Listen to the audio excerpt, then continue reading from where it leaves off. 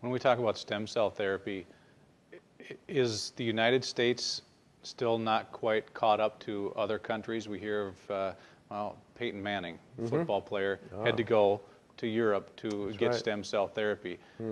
Is Europe, Asia, different parts of the world more progressive in the study of this than the United States thus far?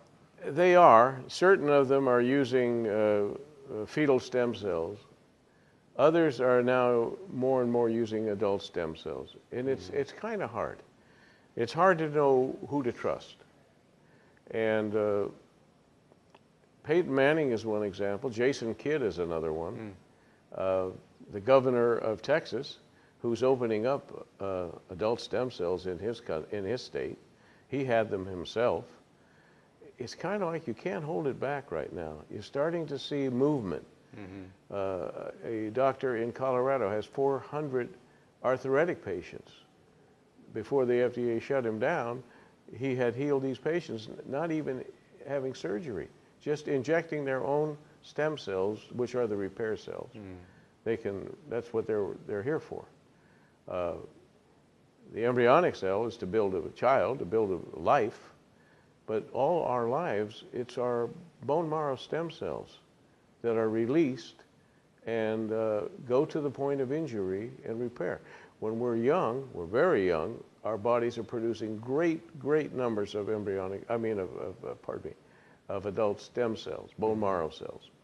We get into our 20s and we're already slowing down. The athlete loses a half a step, somebody beats him out on the football team, and so we're starting to see the wrinkles and the loss of hair and all of the things associated with aging. It is a breakdown in the cellular output of bone marrow stem cells. So we talk about how you might increase that. But this is an exciting time. I tell people, I said, this may not be a whole lot of encouragement for you, but the spinal injury you have, you couldn't have it at a better time in history.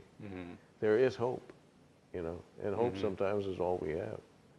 But I don't, we are doing great things here in medicine. If we can get the approval, it's like this. If you have, as in a case with what we were talking about with MS, if you've proven it for 5 years, why don't we move ahead? Why let people die? Why let 22 million people die of congestive heart failure when you have such a success? I think the MARVEL trial, which was international, I think it had 83% success rate. So we're not really that far behind. We could open it up at any time, and that's up to the government.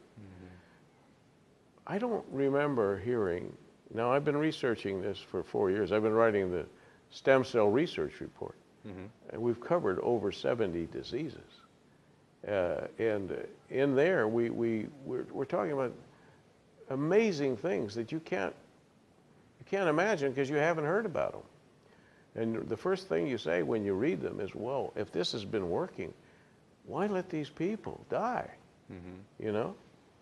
Why let a child live with this debilitating disease when you're showing that they can be healed, like heart failure?